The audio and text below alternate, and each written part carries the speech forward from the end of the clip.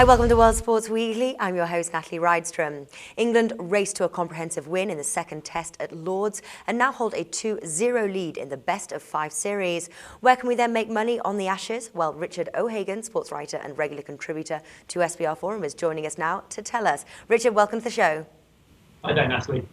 Even in their wildest dreams, England could not have expected the 2013 Ashes series to be this one-sided. All thoughts of a close contest engendered by that 14-run win at Trent Bridge were blown away on Friday at Lord's. So what do you make of Australia now? You can't but help feel a little sorry for them following the massacre they've suffered. Well, it's a very English thing to feel sorry for the underdogs, but England were on the receiving end of this sort of treatment of the 1990s and the early 2000s, so they're not going to be too sympathetic. And certainly there have been plenty of calls in the press here for this England team to really go for the jugular now. Australia are in disarray. They've lost James Pattinson, who's been one of their better bowlers. Ashton Agar, the young lad they brought in for the last test, he's not really performed. He's well with the bat, but he's hardly taken a wicket and not troubled England's batsmen at all.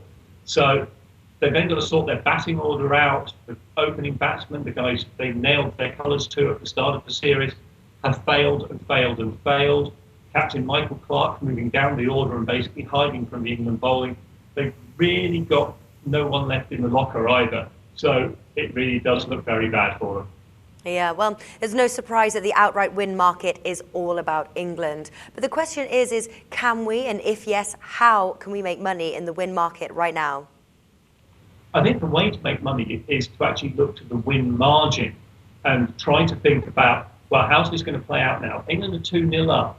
They could quite easily drop anchor now and just not worry about winning any other test match because they know that even if they draw this series, they are still going to retain the Ashes. The weather's going to change in England at some point. We're going to see one of the games not played to a finish because of it. So my guess would be that you're probably going to look at a 3-0 England win here, which, given that was the favourite and has now dropped out of contention because people are starting to think that England could win this 5-0, it's a really good price all of a sudden. So that would be where my bet's going. Right. And what about the top batsman market? Do you think that's too volatile to bet in?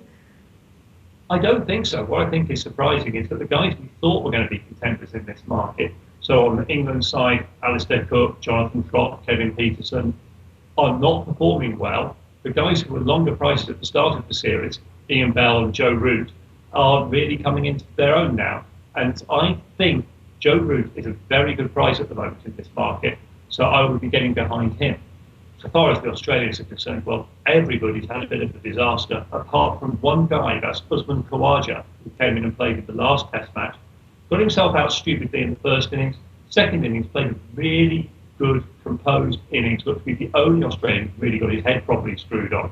And I think he could make a lot of runs for them in this series, although almost certainly not enough to carry the fact that 5 of their other batsmen are not performing at all. Right, OK, Richard, thanks for joining us. You're welcome.